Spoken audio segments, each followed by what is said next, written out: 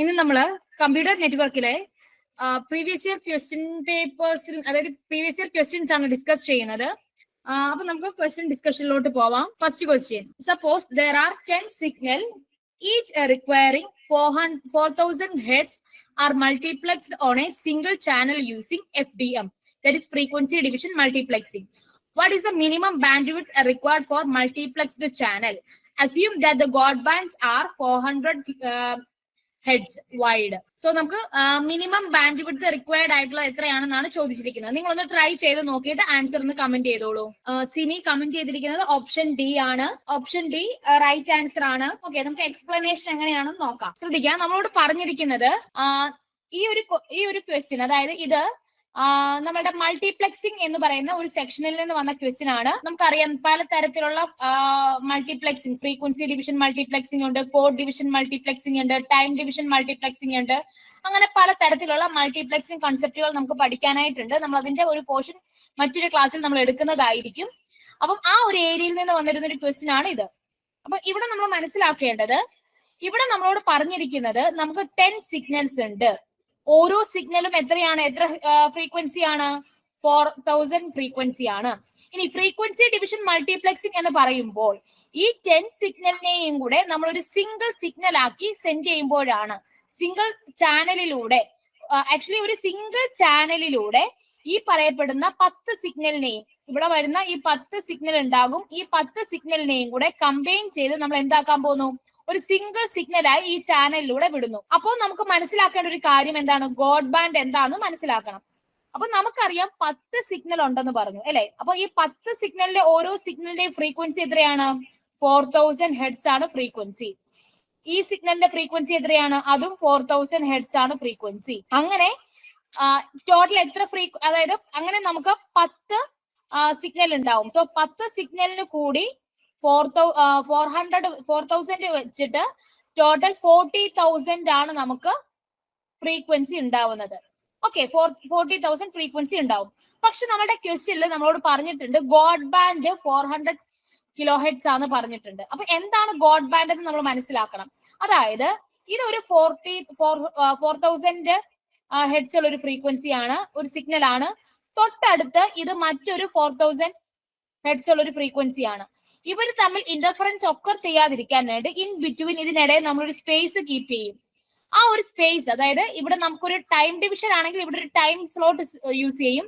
Frequency division ആണെങ്കിൽ ഇവിടെ separate ഒരു ഫ്രീക്വൻസി യൂസ് ചെയ്യും. കോഡ് ഡിവിഷൻ ആണെങ്കിൽ അത് മറ്റൊരു രീതിയിലായിരിക്കും വർക്ക് ചെയ്യുന്നത്. അപ്പം ഈ രണ്ട് സിഗ്നൽ 1ഉം സിഗ്നൽ 2ഉം രണ്ട് സിഗ്നലാണ്. ആ രണ്ട് സിഗ്നലിന്റെയും ഫ്രീക്വൻസി എത്രയാണ്? 4000ഉം 4000ഉം ആണ്. അപ്പൊ ഇവർ തമ്മിൽ തൊട്ടടുത്ത് പോയി കഴിഞ്ഞാൽ, ഇവർ തമ്മിൽ ഒരു ഗ്യാപ്പ് ഇല്ലാതെ പോയി കഴിഞ്ഞാൽ ഇവർ തമ്മിൽ ഇന്റർഫറൻസ് ഒക്കർ ചെയ്യാനുള്ള സാധ്യത കൂടുതലാണ്. അത് അവോയ്ഡ് ചെയ്യാൻ വേണ്ടി നമ്മൾ എന്ത് ചെയ്യുന്നു? ഇന്റർമീഡിയറ്റ് ആയിട്ട് ഒരാളെ നിർത്തുന്നു. ആ ഒരു കൺസെപ്റ്റ് ആണ് നമ്മളുടെ എന്ത്, ഗോഡ് ബാൻഡ്. ഓക്കെ, ഇവിടെ ഗോഡ് ബാൻഡിന്റെ ഫ്രീക്വൻസി എത്രയാണ്? 400 ഹെഡ്സ് ആണ് ഗോഡ് ബാൻഡിന്റെ ഫ്രീക്വൻസി. ശ്രദ്ധിച്ചേ, നമുക്കറിയാം ടോട്ടൽ 10 ഫ്രീക്വൻസി സിഗ്നൽസ് ആണ് ഉള്ളത് നമുക്കറിയാം. അപ്പൊ 1 2 3 4 5 6 7 8 9 10 ടോട്ടൽ 10 സിഗ്നൽസ് ഉണ്ട്. ഈ എല്ലാ സിഗ്നൽസിനും 4000 ആണെന്ന് നമ്മൾ പറഞ്ഞു. ഇനി ഈ എല്ലാ സിഗ്നൽസിനെയും ഡിഫറൻഷിയേറ്റ് ചെയ്യാൻ വേണ്ടി നമുക്ക് എന്തുണ്ട്? ഗോഡ് ബാൻഡ് ഉണ്ട്. ഇതാണ് നമ്മളുടെ ഗോഡ് ബാൻഡ്. അപ്പൊ എത്ര ഗോഡ് ബാൻഡ് ഉണ്ട്?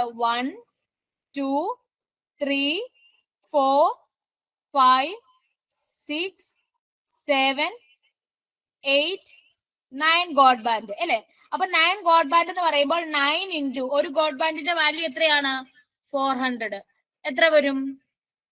3600 വന്നു. അപ്പം ഈ 10 സിഗ്നലിനെ റെപ്രസെന്റ് ചെയ്യാൻ വേണ്ടി നമുക്ക് 40,000 വേണമായിരുന്നു അല്ലെ. 10 സിഗ്നലിനെ റെപ്രസെന്റ് ചെയ്യാൻ നമുക്ക് 40,000 വേണമായിരുന്നു. അതിനോടൊപ്പം നമുക്ക് ഈ ഗോഡ് ബാൻഡും വേണ്ടേ?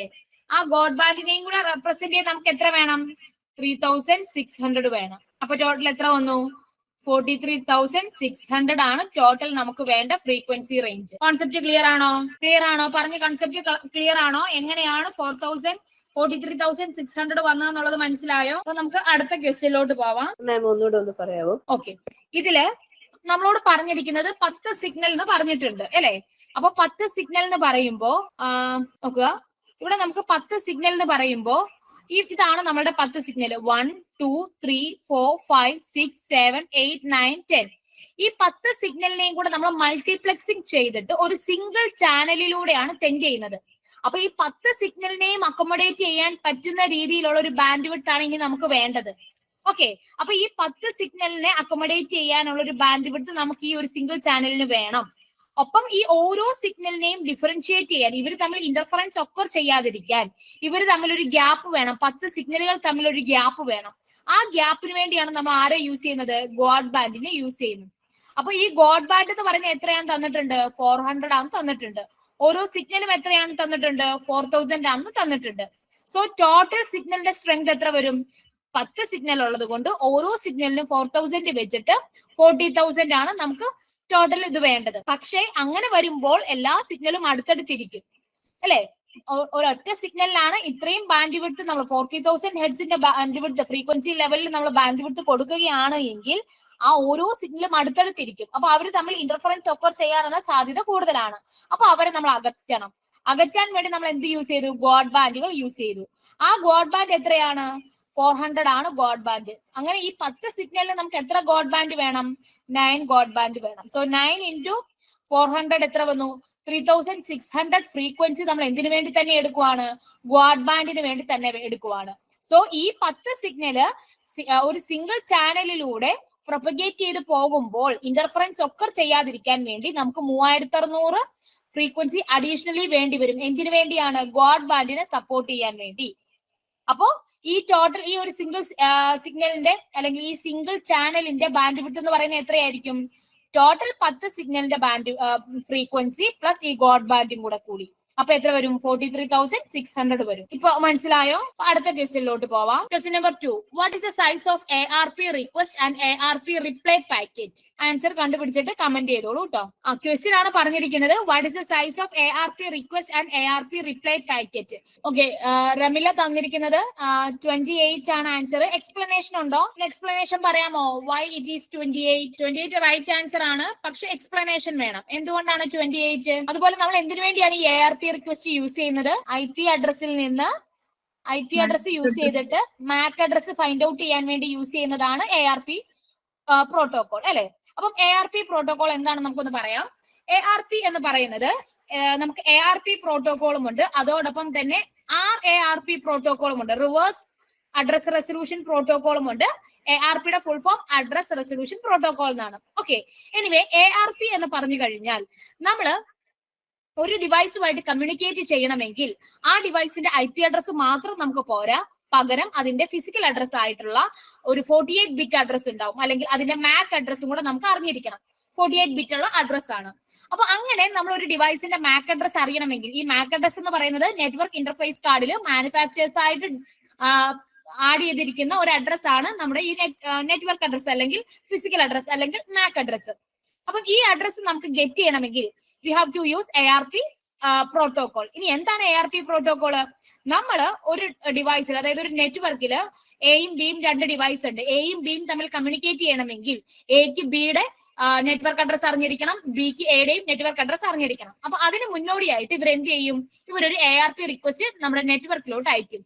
അപ്പൊ ഈ ARP റിക്വസ്റ്റ് എന്ന് പറയുന്നത് ഒരു ബ്രോഡ്കാസ്റ്റ് മെസ്സേജ് ആയിരിക്കും. അതായത് നെറ്റ്വർക്കിലുള്ള എല്ലാ ഡിവൈസിനും എത്തുന്ന രീതിയിലുള്ള ഒരു ബ്രോഡ്കാസ്റ്റ് മെസ്സേജ് ആണ് നമ്മുടെ ARP റിക്വസ്റ്റ് എന്ന് പറയുന്നത്.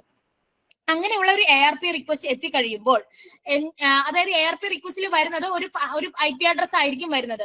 അപ്പൊ ഞാൻ എന്ത് ചെയ്യും? ഞാൻ എന്റെ സിസ്റ്റത്തിന്റെ IP അഡ്രസ്സുമായിട്ട് അത് മാച്ച് ചെയ്ത് നോക്കും. മാച്ച് ചെയ്ത് നോക്കിയിട്ട് അത് ഓക്കെ ആണ് എങ്കിൽ ഞാൻ എന്ത് ചെയ്യും? എന്റെ MAC അഡ്രസ് ഞാൻ റിപ്ലൈ മെസ്സേജ് ആയിട്ട് കൊടുക്കും. സോ മനസ്സിലാക്കേണ്ട ഒരു കാര്യം, ഒരു എക്സാമിന് ചോദിച്ചിട്ടുള്ള ഒരു ക്വസ്റ്റ്യൻ ആണ്. ARP റിക്വസ്റ്റ് എന്ന് പറയുന്നത് ഒരു ബ്രോഡ്കാസ്റ്റ് മെസ്സേജും ARP റിപ്ലൈ എന്ന് പറയുന്നത് ഒരു യൂണികാസ്റ്റ് മെസ്സേജും ആയിരിക്കും. ഓക്കെ, അതൊരു എക്സാമിന് ചോദിച്ചിട്ടുള്ള ഒരു ക്വസ്റ്റ്യൻ ആണ് കേട്ടോ. ഒരു സ്റ്റേറ്റ്മെന്റ് വൈസ് ക്വസ്റ്റ്യനിൽ ചോദിച്ച ഒരു ക്വസ്റ്റ്യൻ ആണെന്ന് തോന്നുന്നു. ഈ ഒരു സ്റ്റേറ്റ്മെന്റ് തന്നിട്ട് അത് കറക്റ്റ് ആണോ എന്നുള്ള രീതിയിലാണ് ചോദിച്ചിരിക്കുന്നത്. മനസ്സിലാക്കുക, ARP റിക്വസ്റ്റ് എന്ന് പറയുന്നത് ഒരു ബ്രോഡ്കാസ്റ്റ് മെസ്സേജ് ആണ്. സോ ആരാണോ ഈ ARP റിക്വസ്റ്റ് അയക്കുന്നത്, ഏത് നെറ്റ്വർക്കിലുള്ള ആളാണോ അയക്കുന്നത്, ആ നെറ്റ്വർക്കിലുള്ള എല്ലാ ഡിവൈസിനും ആ മെസ്സേജ് കിട്ടുകയും, പക്ഷേ ഏത് ഡിവൈസിന്റെ അഡ്രസ് ആണോ ആ ഡിവൈസ് മാത്രമേ അയാളുടെ MAC അഡ്രസ് റിപ്ലൈ ആയിട്ട് സെൻഡ് ചെയ്യത്തുള്ളൂ. സോ റിപ്ലൈ എന്ന് പറയുന്നത് ഒരു യൂണികാസ്റ്റ് ആയിരിക്കും. ഇനി നമ്മുടെ ക്വസ്റ്റ്യനിലോട്ട് വരാം. നമ്മുടെ ക്വസ്റ്റ്യനിൽ ചോദിച്ചിരിക്കുന്നത് ARP പാക്കറ്റിന്റെ അല്ലെങ്കിൽ the size of ARP request and reply packet അല്ലെ, ആ ഒരു ARP പാക്കറ്റിന്റെ സൈസ് ആണ് നമ്മളോട് ചോദിച്ചിരിക്കുന്നത്. സോ ഇതിന്റെ സൈസ് എന്ന് പറയുമ്പോൾ നമുക്കറിയാം ഇതൊരു 4 ബൈറ്റ് ആണ് അല്ലെ, ഇത് 4 ബൈറ്റ്. എന്തുകൊണ്ടാണ് 4 ബൈറ്റ് എന്ന് പറഞ്ഞത്? ഇത് 16 ബിറ്റ്, ഇതും 16 ബിറ്റ്. അപ്പൊ ടോട്ടൽ എത്ര വന്നു? 32 ബിറ്റ് വന്നു. സോ ഈ 32 ബിറ്റിനെ റെപ്രസെന്റ് ചെയ്യാൻ വേണ്ടി ഈ 32 ബിറ്റിനെ നമുക്ക് എങ്ങനെ റെപ്രസെന്റ് ചെയ്യാം? 4 ബൈറ്റ് ആയിട്ട് റെപ്രസെന്റ് ചെയ്യാം. സോ ഈ ലൊക്കേഷനും 4 ബൈറ്റ് ആണ്, ഈ ലൊക്കേഷനും 4 ബൈറ്റ് ആണ്, ഈ ലൊക്കേഷനും 4 ബൈറ്റ് ആണ്, ഈ ലൊക്കേഷനും 4 ബൈറ്റ് ആണ്, ഈ ലൊക്കേഷനും എന്തായിരിക്കും? 4 ബൈറ്റ് ആണ്. സോ ടോട്ടൽ എത്ര വന്നു? 1 2 3 4 5 6. ദാറ്റ് ഈസ് 6 into 4 എത്ര വന്നു? 24 ബൈറ്റ് വന്നു. ഇനി മനസ്സിലാക്കേണ്ടത് ഒരു 4 ബൈറ്റും കൂടെ ഇതിന്റെ കൂടെ നമുക്ക് ഉണ്ടാവും. ഒരു ട്രെയിലർ ആയിട്ട് നമ്മൾ ഒരു എക്സ്ട്രാ 4 ബൈറ്റിനെയും കൂടെ ആഡ് ചെയ്യുന്നുണ്ട്. ഒരു നമ്മൾ ഡേറ്റ ലിങ്ക് ലെയറിൽ പഠിച്ചിട്ടുണ്ട് ട്രെയിലിംഗ് എന്ന് പറഞ്ഞാൽ ഒരു എക്സ്ട്രാ ഒരു 4 ബൈറ്റിനും കൂടെ നമ്മൾ ട്രെയിലിംഗ് പോർഷന് വേണ്ടി ആഡ് ചെയ്യുന്നുണ്ട്. സോ ഇതൊരു 4 ബൈറ്റും കൂടെ എക്സ്ട്രാ വരുന്നുണ്ട്. ആ ഒരു 4 ബൈറ്റും കൂടെ ആഡ് ചെയ്യുമ്പോൾ നമുക്ക് എത്ര കിട്ടും? ആ ഒരു 4 ബൈറ്റും കൂടെ ആഡ് ചെയ്യുമ്പോൾ നമുക്ക് 28 ബൈറ്റ് ആണ് നമുക്ക് കിട്ടുന്നത്. ARP പാക്കറ്റിന്റെ സൈസ് എന്ന് പറയുന്നത് 28 ബിറ്റ് ആണ്. ഇനി ശ്രദ്ധിക്കുക, ഇവിടെ കണ്ടോ ഓപ്പറേഷണൽ റിക്വസ്റ്റ് കണ്ടോ, ഓപ്പറേഷണൽ റിക്വസ്റ്റ്, ഓപ്പറേഷണൽ റിപ്ലൈ ഉണ്ട്. അതായത് ARP റിക്വസ്റ്റ് പാക്കറ്റും ARP റിപ്ലൈ പാക്കറ്റും തമ്മിലുള്ള ഡിഫറൻസ് എന്ന് പറയുന്നത് ആ ഒരു പർട്ടിക്കുലർ ഫീൽഡിൽ മാത്രമാണ് ഡിഫറൻസ് വരുന്നത്. റിപ്ലൈ ആണ് എങ്കിൽ അവിടെ 2 വരും, റിക്വസ്റ്റ് ആണെങ്കിൽ അവിടെ 1 എന്നുള്ളൊരു വാല്യൂ ആയിരിക്കും വരുന്നത്. സോ ഈ ഒരു ഡേറ്റ വെച്ചിട്ടാണ് നമ്മൾ റിപ്ലൈ പാക്കറ്റും റിക്വസ്റ്റ് പാക്കറ്റും ഡിസ്ക്രിമിനേറ്റ് ചെയ്യുന്നത്. സോ നമ്മളോട് ചോദിച്ചത് ARP പാക്കറ്റിന്റെ സൈസ് ആണ്, അല്ലെങ്കിൽ റിക്വസ്റ്റ് റിപ്ലൈ പാക്കറ്റിന്റെ സൈസ് ആണ്. അതെന്ന് പറയുന്നത് 28 ബൈറ്റ് ആയിട്ടാണ് വരുന്നത്.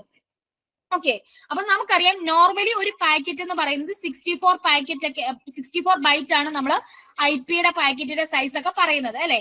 പക്ഷെ ഇതിനെ നമ്മൾ ഈ 28നെ 64ലോട്ട് ആക്കണമെങ്കിൽ എന്ത് ചെയ്യണം? 18 ബൈറ്റ് സീറോസ് നമ്മൾ പാഡ് ചെയ്ത് വിടണം. നമുക്കറിയാം എന്താണ് പാഡിംഗ് എന്ന് നമുക്കറിയാം. എക്സ്ട്രാ സീറോസ് ആഡ് ചെയ്ത ഒരു മെക്കാനിസത്തിന് പറയുന്ന പേരാണ് പാഡിങ്. സോ 28 ബൈറ്റ് ആണ് നോർമലി ഒരു ARP റിക്വസ്റ്റ് അല്ലെങ്കിൽ റിപ്ലൈയുടെ സൈസ് എങ്കിൽ അതില് 64 ബൈറ്റ് ആക്കണമെങ്കിൽ നമ്മൾ എന്ത് ചെയ്യണം? 18 ബൈറ്റ് ആയിട്ട് സീറോസ് പാഡ് ചെയ്ത് വിടണം. അങ്ങനെ നമുക്ക് അതിനെ 64 ബൈറ്റ് ആക്കി മാറ്റാൻ പറ്റും. നോർമൽ കേസിൽ ചോദിക്കുകയാണ് എങ്കിൽ ആൻസർ എത്രയാണ്? 28 ബൈറ്റ് ആണ് റൈറ്റ് ആൻസർ. അടുത്ത ക്വസ്റ്റ്യനിലോട്ട് പോവാം. Which of the following specify VLAN security standards? VLAN security standard specify ചെയ്യുന്നത് ഏതാണെന്നാണ് ചോദ്യം. Option A. ഓപ്ഷൻ എ ആണോ? VLAN സെക്യൂരിറ്റി സ്റ്റാൻഡേർഡ് ആ. VLAN അല്ല ചോദിച്ചത്, VLAN സെക്യൂരിറ്റി സ്റ്റാൻഡേർഡ് ആണ് ചോദിച്ചത്. ഓപ്ഷൻ ബി IEEE 802.11i ആണ് റൈറ്റ് ആൻസർ. ഓക്കെ, അപ്പം നമുക്ക് മനസ്സിലാക്കേണ്ടത് IEEE 802.11 എന്ന് പറയുന്നത് നമ്മളുടെ വൈഫൈ, വയർലെസ് LAN അല്ലെങ്കിൽ വൈഫൈ ടെക്നോളജി, വയർലെസ് ഫെസിലിറ്റിനെ പറയുന്നതാണ് IEEE 802.11 എന്ന് പറയുന്നത്. ഓക്കെ, അപ്പൊ നോർമലി IEEE 802.11 എന്ന് പറയുന്ന സ്റ്റാൻഡേർഡ് നമുക്ക് ഓക്കെ, ഇത് നമ്മൾ IEEE 802.11 എന്ന് പറയുന്ന ഒരു സ്റ്റാൻഡേർഡ് നമ്മൾ നോർമലി ഡേറ്റ ലിങ്ക് ലെയറിൽ പറയുന്ന ഒരു കോൺസെപ്റ്റ് ആണ് അല്ലെ. നമ്മൾ ഡേറ്റ ലിങ്ക് ലെയറിലാണ് നമ്മൾ പറയുന്നത്. ഈതർനെറ്റിന്റെ കോൺസെപ്റ്റ് പറയാറുണ്ട്. ആ ഒരു ലെയറിൽ തന്നെ മറ്റൊരു പ്രോട്ടോകോൾ ആണ് IEEE 802.11 അല്ലെങ്കിൽ VLAN WLAN എന്ന് പറയുന്നത്. ഓക്കെ, ഇനി IEEE 802.3 ആണ് ഈതർനെറ്റ്. ശ്രദ്ധിക്കുക, IEEE 802.3 ആണ് ഈതർനെറ്റ്. അതും ഡേറ്റ ലിങ്ക് ലെയറിന്റെ മറ്റൊരു പ്രോട്ടോകോൾ ആണ്. ഇത് നമ്മൾ പഠിക്കുന്നത് എന്താണ്? IEEE 802.11 അതാണ് വയർലെസ് LAN, അതായത് വയർലെസ് ഫെസിലിറ്റി എന്നുള്ള കൺസെപ്റ്റിൽ നമ്മൾ പറയും. ഓക്കെ, ഇനി IEEE 802.11ന്റെ കൺസെപ്റ്റ് നമ്മൾ പറയുമ്പോൾ നമ്മൾ മനസ്സിലാക്കേണ്ട ഒരു കാര്യം, അതില് 1 or 2 Mbps ഡേറ്റയെ സപ്പോർട്ട് ചെയ്യത്തുള്ളൂ. 1 or 2 Mbps ഡേറ്റയെ സപ്പോർട്ട് ചെയ്യത്തുള്ളൂ. അതിന്റെ ഫ്രീക്വൻസി റേഞ്ച് എന്ന് പറയുന്നത് 2.4 GHz ആയിരിക്കും ഫ്രീക്വൻസി റേഞ്ച്. ശ്രദ്ധിക്കുക, IEEE 802.11 ബേസ് മോഡൽ എന്ന് പറയുമ്പോൾ അതിന്റെ ഫ്രീക്വൻസി റേഞ്ച് 2.4 GHz അതിന്റെ ഡേറ്റ റേറ്റ് എന്ന് പറയുന്നത് 1 to 2 Mbps ആണ്. ഇനി അവിടെ സപ്പോർട്ട് ചെയ്യുന്നത് ഫ്രീക്വൻസി ഹോപ്പിംഗ്, ഇത് ആക്ച്വലി നമ്മൾ മൊബൈൽ കമ്പ്യൂട്ടിങ്ങിൽ ഇൻഡെപ്ത് ആയിട്ട് പഠിക്കുന്ന ഒരു പോർഷൻ ആണ് കേട്ടോ. ഇതിൽ നമ്മൾ യൂസ് ചെയ്യുന്നത് ഫ്രീക്വൻസി ഹോപ്പിംഗ് സ്പ്രെഡ് സ്പെക്ട്രവും അതുപോലെ തന്നെ ഡയറക്റ്റ് സീക്വൻസ് സ്പ്രെഡ് സ്പെക്ട്രവുമാണ്. അത് മൊബൈൽ കമ്മ്യൂണിക്കേഷനിൽ വരുന്ന രണ്ട് ടെക്നിക്കൽ ടേമുകളാണ്, ഫ്രീക്വൻസി ഹോപ്പിങ്ങും അതുപോലെ തന്നെ ഡയറക്റ്റ് സീക്വൻസിങ് സ്പ്രെഡ് സ്പെക്ട്രവും. ഓക്കെ, അപ്പം ഇതാണ് ബേസിക്കലി IEEE 802.11 എന്ന് പറയുന്ന കോൺസെപ്റ്റ്. ശ്രദ്ധിക്കുക, അതിൽ എന്തൊക്കെയാണ് വരുന്നത്? അതിൽ വരുന്നത് 2.4 GHz ആണ് ബാൻഡ് വിഡ്ത്ത്.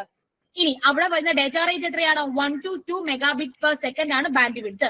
അവിടെ നമ്മൾ യൂസ് ചെയ്യുന്ന ടെക്നിക് എന്ന് പറയുന്നത് ഫ്രീക്വൻസി ഹോപ്പിംഗ് ടെക്നിക്കും അതുപോലെ ഡയറക്ട് സീക്വൻസ് ടെക്നിക്കുമാണ് നമ്മൾ അവിടെ യൂസ് ചെയ്യുന്നത്. FHSS-ഉം DSS-ഉം എന്ന് പറയും. അതായത് FHSS എന്ന് പറഞ്ഞാൽ frequency hopping spread spectrum, direct sequence spread spectrum, അതാണ് DSSS. ഇനി അതിന്റെ ഒരു എക്സ്റ്റൻഷൻ ആണ് ബാക്കി പറഞ്ഞിരിക്കുന്ന ഓപ്ഷൻസ്. ബാക്കി പറഞ്ഞിരിക്കുന്ന ഓപ്ഷൻസ് ഏതൊക്കെയാണ്?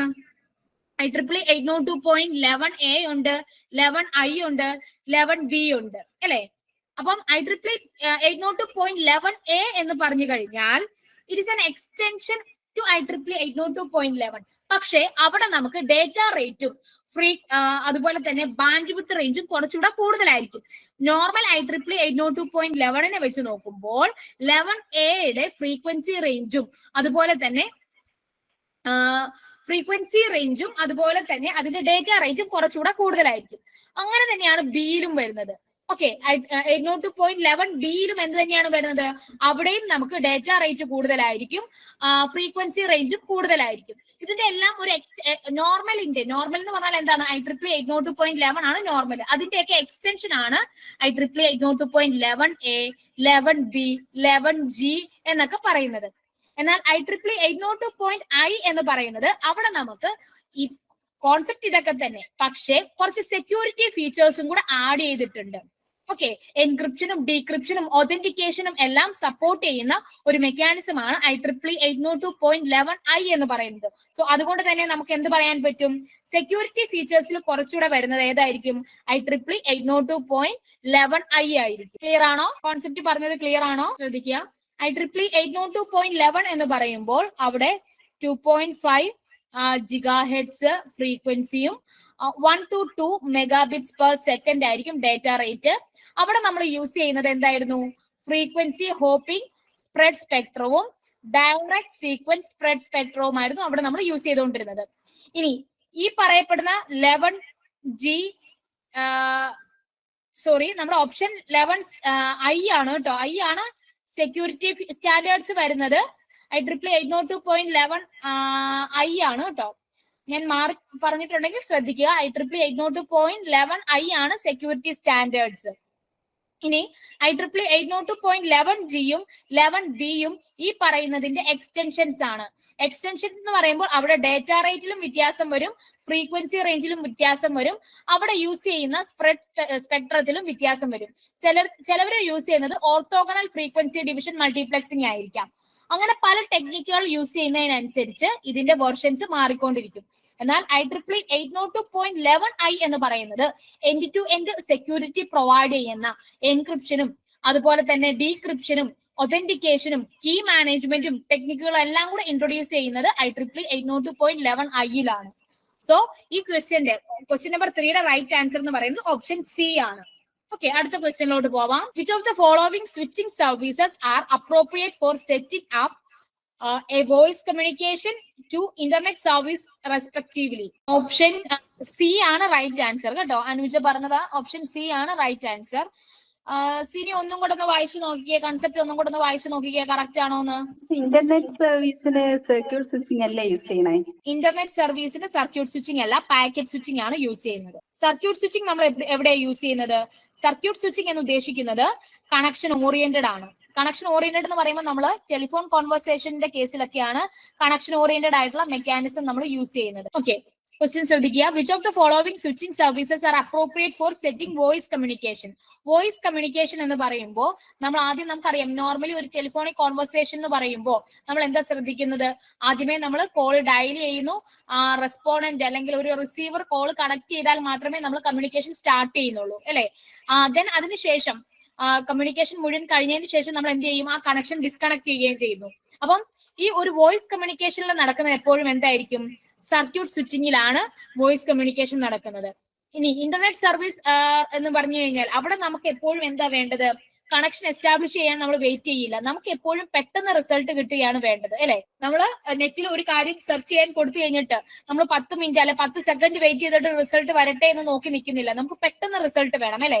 അങ്ങനെ പെട്ടെന്ന് റിസൾട്ട് വേണമെങ്കിൽ അവിടെ യൂസ് ചെയ്തത് കണക്ഷൻലെസ് സർവീസ് ആണ്. കണക്ഷൻലെസ് സർവീസ് എന്ന് പറഞ്ഞു കഴിഞ്ഞാൽ ഇവർ ആ റിക്വസ്റ്റ് ഡിഫറെന്റ് റൂട്ടുകളിലൂടെ ആ പാക്കറ്റ് ഡിഫറെന്റ് റൂട്ടുകളിലൂടെ ഡെസ്റ്റിനേഷനിലോട്ട് അയച്ച് തിരിച്ച് നമുക്ക് റെസ്പോൺസ് കിട്ടുന്നു.